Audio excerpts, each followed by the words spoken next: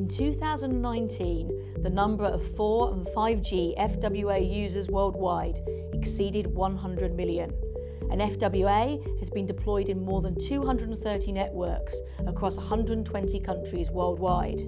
So what are the unique advantages of FWA? What value and change can it bring to operators and to society too? And what are the future prospects for the industry?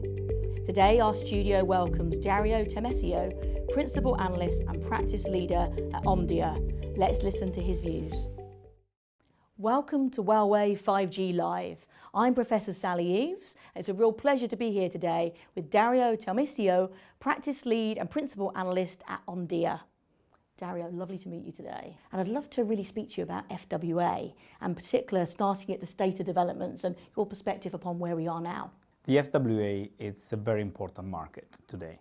We are looking at the market that, including the MiFi business, is over 100 million subscribers. It's present in more than 120 countries worldwide and is deployed by more than 200 operators. Now, 5G is bringing a new life to FWA.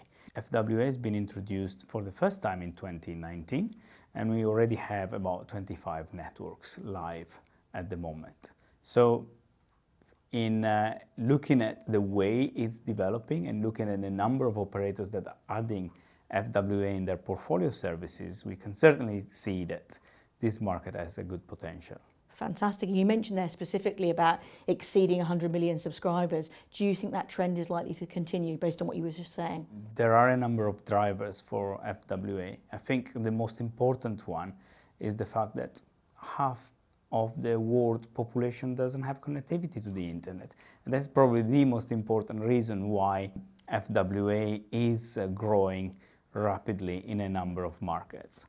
Obviously, FWA is not just about emerging market. FWA is also a technology that is complementing and in some cases also substituting fiber connectivity in more mature market, even in European markets. Indeed, and drawing on that a little bit further, what would you then say is the unique value of FWA and the relationship with fiber in the loop? FWA is cost effective for a service provider to be delivered. Consumers specifically, as long as they have a connectivity that is able to give to them access to the applications and the services they use the most, they are happy with whatever solution is given to them. For instance, even here in the UK, Ofcom recommends that the connection speed for a household should be in between 5 and 20 meg for the basic usage of the daily services. And this is something that FWA certainly can deliver. Yeah. It doesn't necessarily need to be a wired connectivity. And just talking about FWA from a churn perspective, have you got any insights what operators can do to reduce that potential? Yeah, I think the way that service providers need to manage churn for their products in general, but specifically for FWA, is not to leave the service isolated from the rest of the portfolio of services that they offer. So we see, for instance, the case of SoftBank in Japan, where they bundle FWA with other mobile products, and they manage to achieve a very, very low churn compared to the rest of the market.